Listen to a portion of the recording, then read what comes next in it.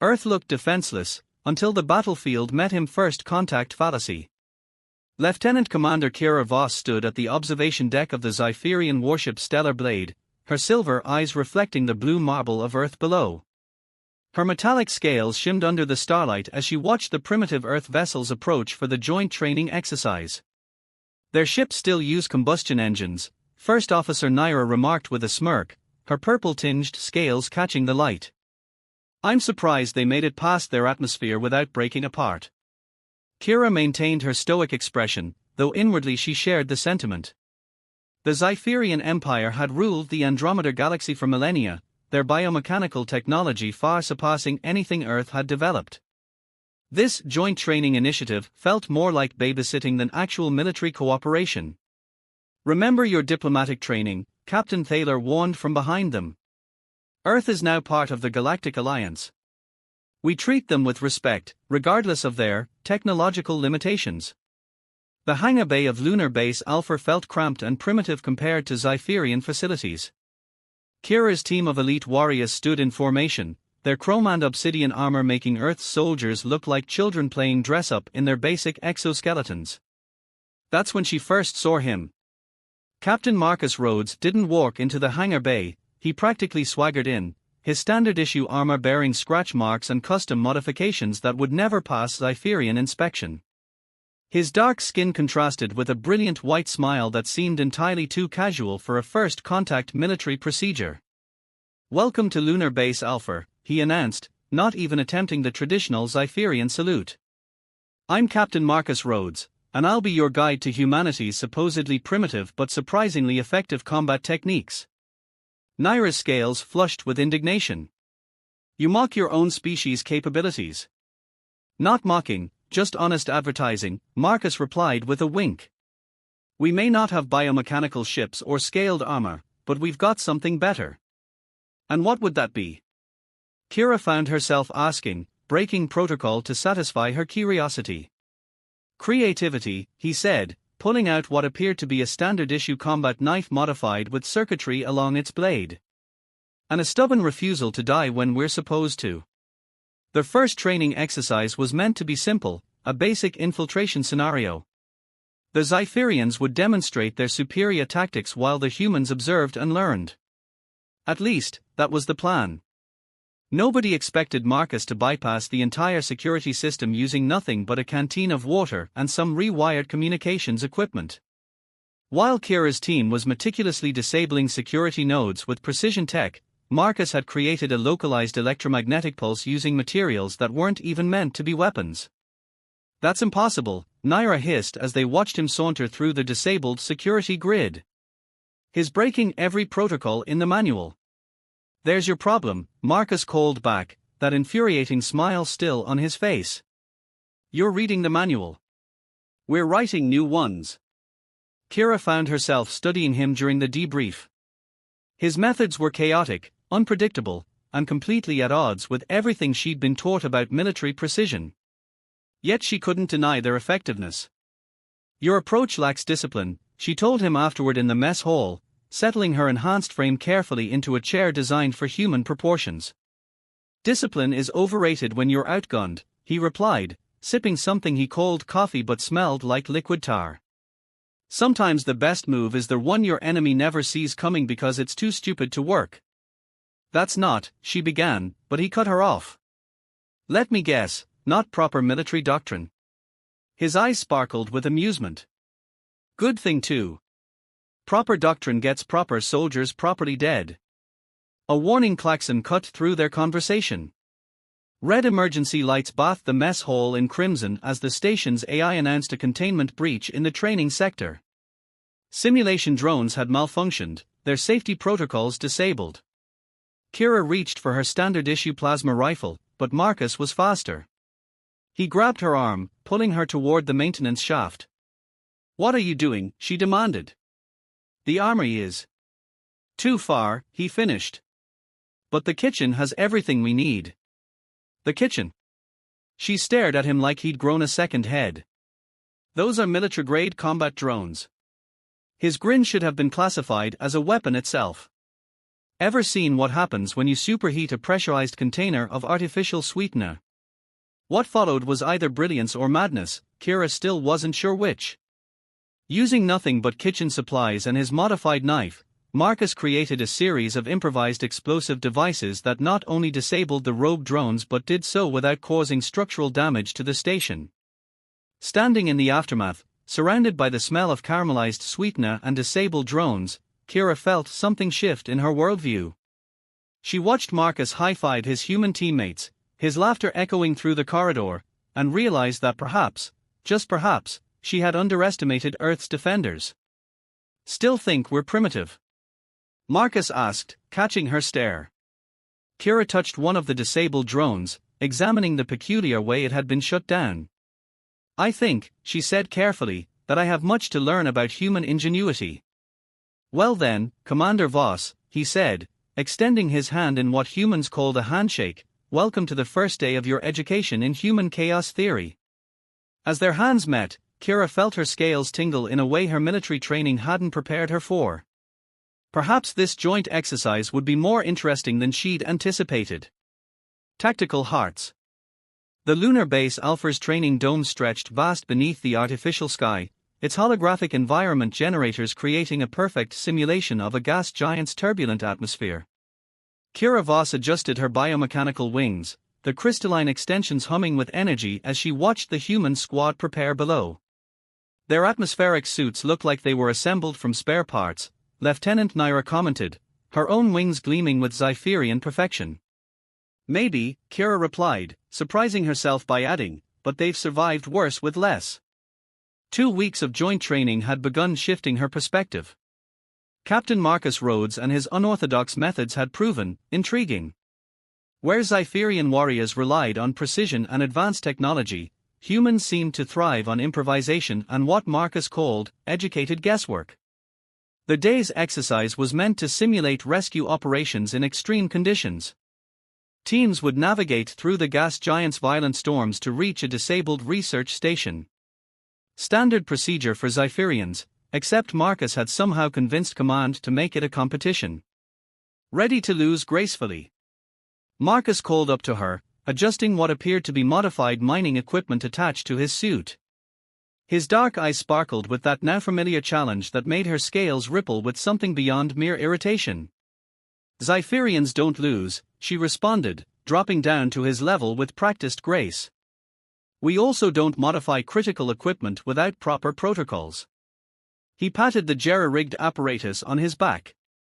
"This? Just added some atmospheric processors from the hydroponics bay. Figured if plants can filter air, might help us navigate the storms better." "That's..." Kira paused, actually considering the logic. "Not entirely foolish." "High praise from you," he grinned. "Next thing you know, you'll be admitting humans aren't completely primitive." Before she could respond, the simulation began. The dome's environment shifted, winds howling as the holographic storms materialized around them. Kira's team launched immediately, their wings cutting through the turbulence with mechanical precision. She expected to leave the humans far behind. Instead, Marcus's squad kept pace, using their modified equipment to ride the storm currents rather than fight them. It was messy, chaotic, and somehow beautiful, like watching natural evolution in action. "Impressive," she found herself saying over the comm channel. "Though highly irregular." "Story of my life," Marcus replied, his voice carrying that warm humor that had become increasingly distracting. "Sometimes irregular gets the job done." They reached the simulated research station simultaneously.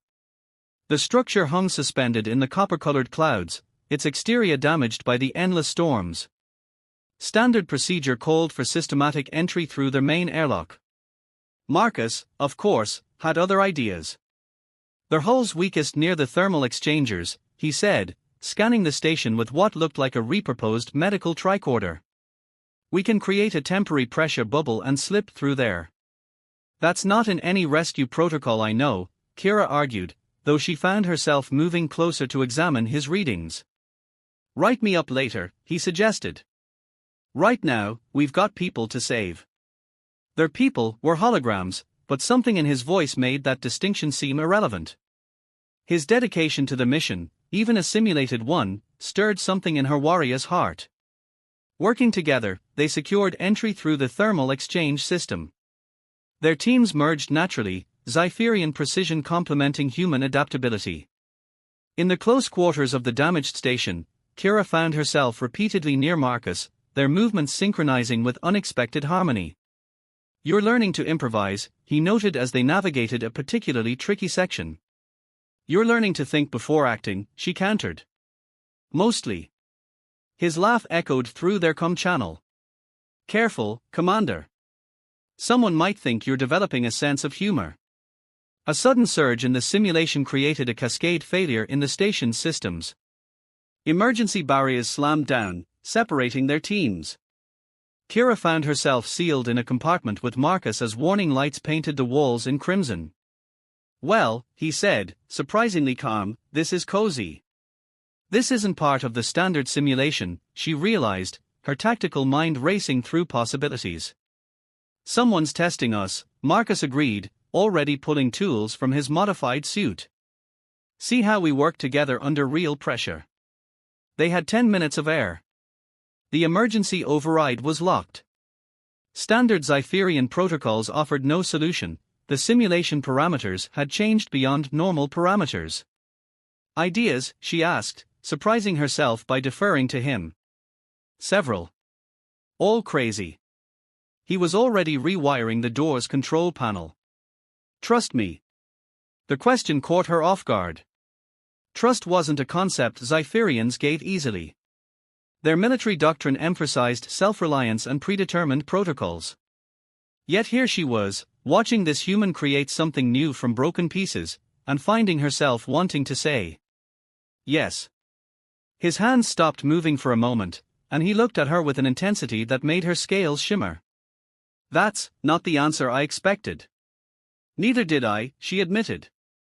Working together, they managed to bypass the emergency systems using a combination of her biomechanical interface and his improvised electronics. As the door finally opened, his hand brushed against her scales, an accident, surely, but one that sent unexpected sensations through her enhanced nervous system. "We make a good team," he said softly, close enough that she could see the flecks of gold in his eyes. "Perhaps," she replied, maintaining her warrior's composure despite the unfamiliar flutter in her chest. "Though your methods still defy logic. Logic's overrated." His smile held something beyond its usual mischief. Especially when compared to instinct. The simulation ended with both teams successfully completing the rescue, though the instructors seemed more interested in how they'd handled the unexpected crisis.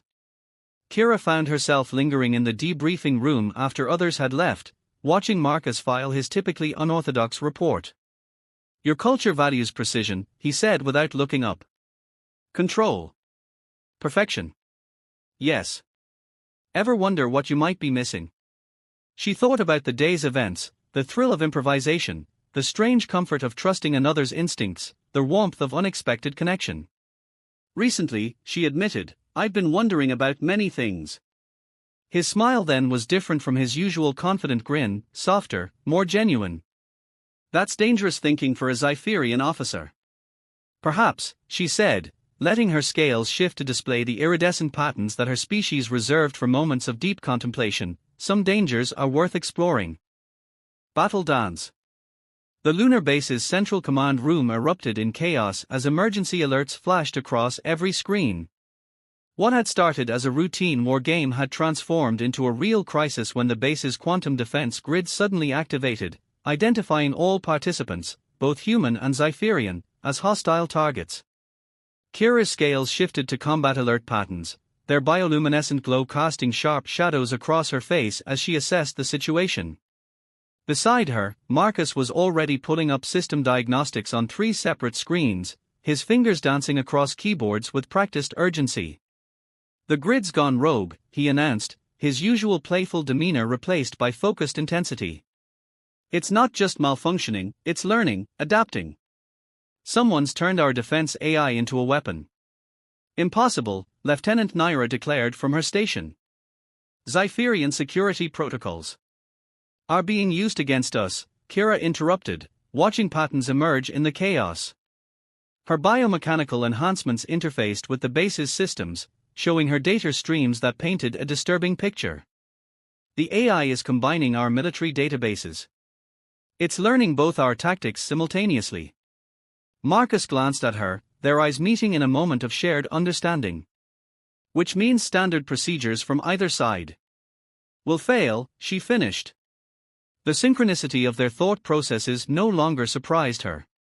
The defense grid's first attack came as a wave of automated security drones, their targeting systems enhanced by Zypherian combat algorithms. Their base's protective shields, designed to withstand meteor strikes, began to turn inward, threatening to crush the facility section by section.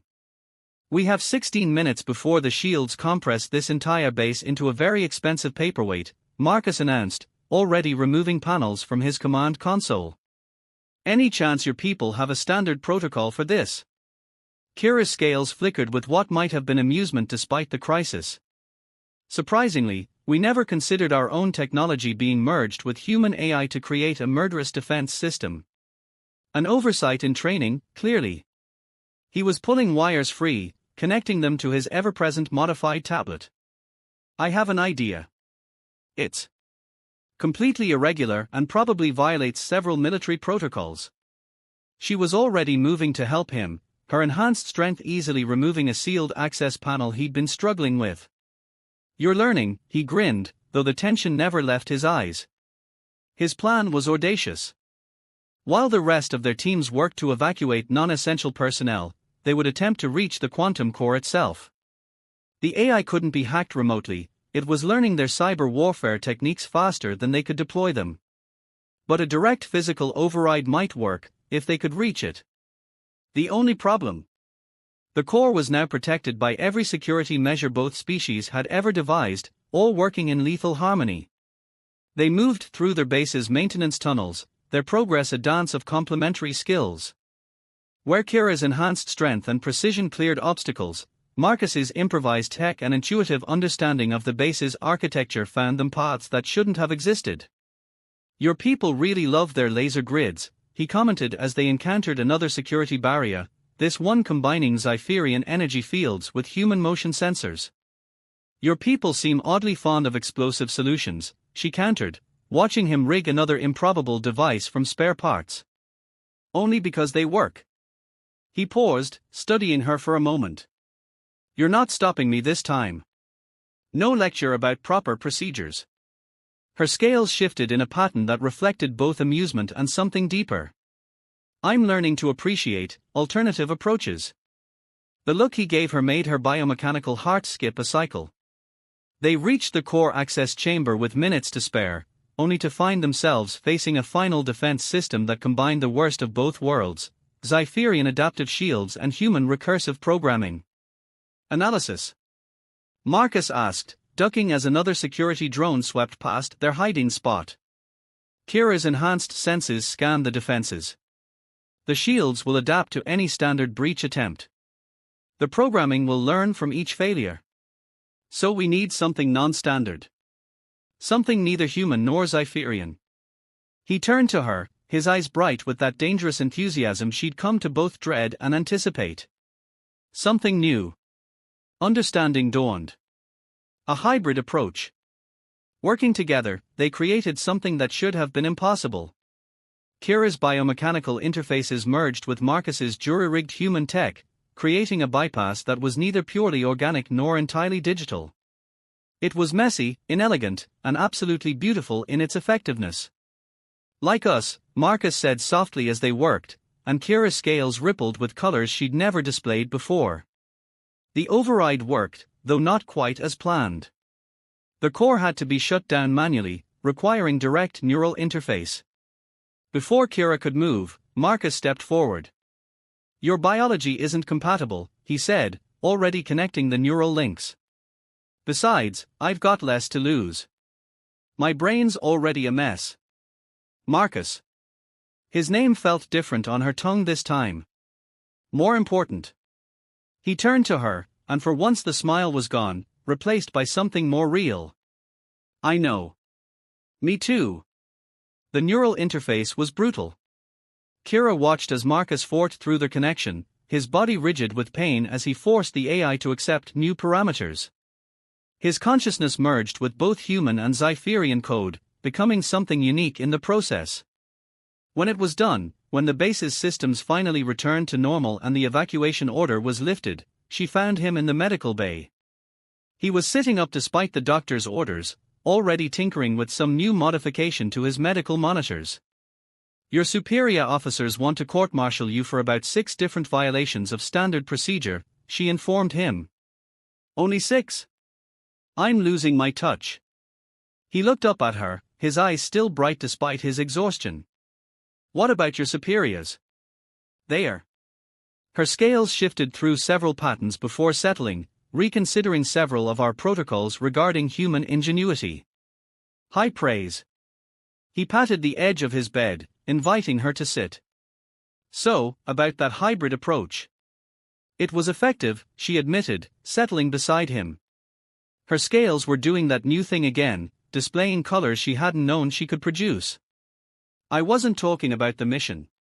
His hand found hers, warm human fingers intertwining with her scaled ones. Some combinations just work, even when they shouldn't. Kira looked at their joined hands, feeling the pulse of his human heart against her biomechanical one. That, she said with what she was beginning to recognize as happiness, is highly irregular. His smile returned, bright and real. Good thing we both seem to be developing a taste for irregular. Stars between us. The observation deck of Lunar Base Alpha was eerily quiet during the artificial night cycle. Kira stood before the sprawling window, her scales catching the starlight as she watched Earth rotate slowly below.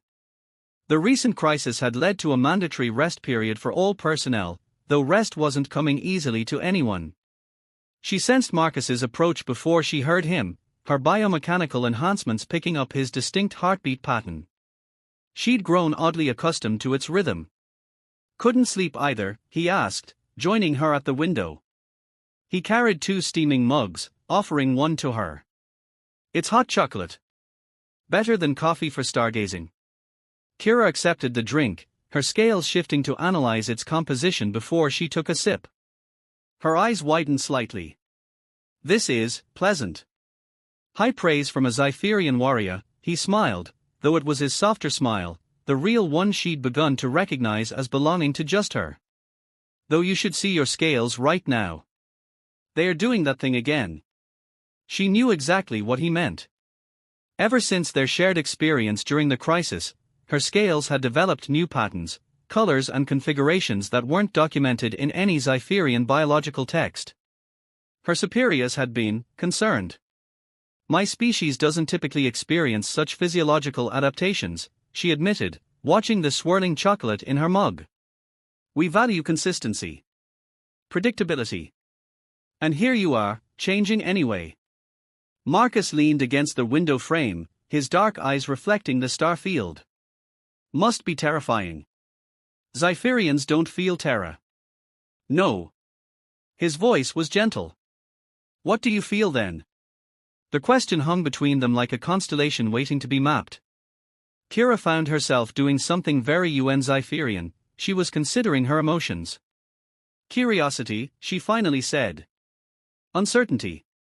And. Her scales rippled with those new colors again, something I don't have a word for in either of our languages.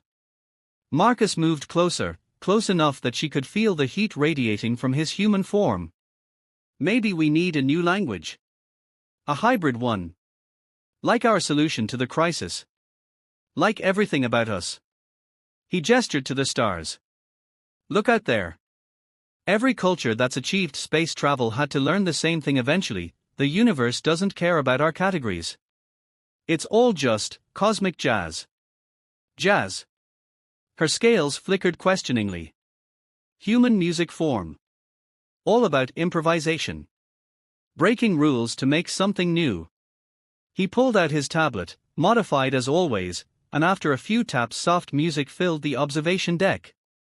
Here. Listen. The melody was unlike anything in Zypherian music. Where her people favored mathematical precision and predetermined harmonies, this was fluid, unpredictable, yet somehow cohesive. Like Marcus himself. It's chaos, she said, but her scales were moving in rhythm with the notes. Beautiful chaos though, right? He held out his hand. Dance with me. Zypherian warriors don't dance. I know. His eyes twinkled. But you're not just a Zypherian warrior anymore, are you? You're something new. We both are. She took his hand. They moved together in the starlight, her biomechanical grace meeting his human fluidity. It shouldn't have worked, their physiologies were too different, their cultural backgrounds too disparate. Yet somehow, like everything else about them, it did. Your heart rate is elevated, she noted, her enhanced senses picking up the change. That's what happens when you dance with beautiful alien warriors who are changing everything you thought you knew about the universe. Her scales flushed with colors that would have scandalized her commanding officers. You find these changes fascinating rather than disturbing. Humanity's greatest strength, he said, spinning her gently, is our ability to adapt. To see beauty in the unexpected. To fall in love with the impossible. The word love hung in the air between them, neither human nor Zypherian, but something entirely new. When I first arrived, Kira said slowly, I thought your species was primitive. Undisciplined. And now? Now I think perhaps we were the primitive ones. So convinced of our superiority that we couldn't see the beauty in chaos, the strength in adaptation. She looked at their joined hands, her scaled fingers intertwined with his human ones. You've taught me that precision isn't everything. And you've taught me that sometimes a little discipline isn't bad. He grinned. I actually filed my mission reports on time last week. My commanding officer nearly had a heart attack. The music shifted to something slower, and they moved closer together. Kira's scales began to glow softly, creating patterns that danced across both their forms. We'll face opposition, she said quietly. Both our cultures have strict views about fraternization. Good thing we're getting pretty good at breaking rules creatively. His hand traced the luminescent patterns on her arm, sending shivers through her enhanced nervous system. Besides, after what we did with that quantum core, I think we've proved that sometimes the best solutions aren't in any rulebook. You're suggesting we improvise? Like your jazz. Exactly like jazz. He pulled back just enough to meet her eyes. Every great breakthrough in human history came from someone looking at the rules and saying, maybe there's another way. Every first contact, every new discovery, every moment of progress. Every love story. The word felt strange on her tongue, but right. His smile then was brighter than any star visible through their window. Especially those. They stayed there through the rest of the night cycle, dancing to earth music, talking about everything and nothing. She told him about growing up on crystal ships that sailed between stars, about the weight of Zypherian traditions and the freedom she'd found in breaking them. He shared stories of Earth's oceans, of human festivals and family gatherings, of a chaos that somehow made perfect sense. As Earth's dawn began to paint the horizon below them in shades of gold and blue, Kira realized something fundamental had shifted within her. Her scales weren't just showing new colors, they were creating entirely new patterns, a visual representation of the change in her heart. Marcus, she said as the last stars faded from view. I think I've found the word for what I'm feeling. His arms tightened around her slightly. Yeah. Yes. Her scales blazed with colors that had never existed in Zypherian history. But I think you already know it. His answer was a kiss, their first, and Kira discovered that some things transcended the need for words in any language.